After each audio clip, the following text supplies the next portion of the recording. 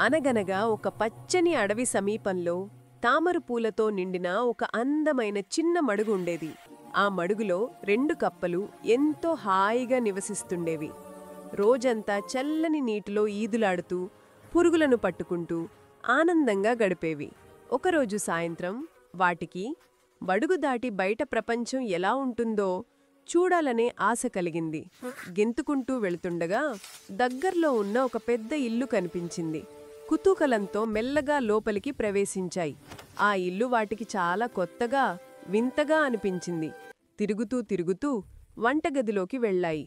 అక్కడ ఒక బల్లమీద పెద్ద గిన్నెలో పాలు కనిపించాయి. అదేంటో చూద్దామని, దాని వాసన చూద్దామని గిన్నె అంచుపైకి ఎక్కాయి. దురదృష్టవశాత్తు కాలు జారి 2 కప్పలు ఆ పాల గిన్నెలో పడిపోయాయి. గిన్నె నిండా పాలు ఉండటంతో వాటి కాళ్ళు కింద ఆనలేదు.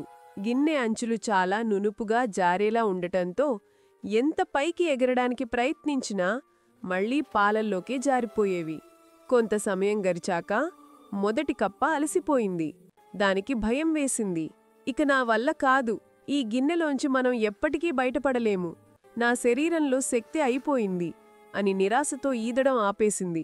అలా నిరాశ చెంది అది పాలల్లో మునిగిపోయింది. కాని రెండో కప్ప మాత్రం ధైర్యం కోల్పోలేదు. ఎంత కష్టమైనా సరే ఆఖరి క్షణం వరకు ప్రయత్నిస్తూనే ఉండాలి అని గట్టిగా నిశ్చయించుకుంది. తన చిన్న కాళ్లను విడవకుండా కదిలిస్తూ ఆ పాలల్లో ఈదుతూనే ఉంది. అలా రెండో కప్ప ఎడతెరిపి లేకుండా తన కాళ్లతో పాలను చిలకడం వల్ల అందులోని వెన్నంతా పైకి తేలి గెడ్డకట్టడం మొదలయింది. కాసేపటికదొక గట్టి వెన్నముద్దలా తయారయింది. రెండో కప్ప సంతోషంతో ఆ వెన్నముద్దపైకి ఎక్కింది. దానికి ఒక ఆధారం దొరికింది. అప్పుడు ఆ వెన్నముద్దపైనుండి ఒక్క ఉదుటున గిన్నె బయటకు గెంతి తన ప్రాణాలను దక్కించుకుంది. ఈ కథలో నీతి ఏంటి అంటే, కష్టాలు వచ్చినప్పుడు నిరాశపడకూడదు.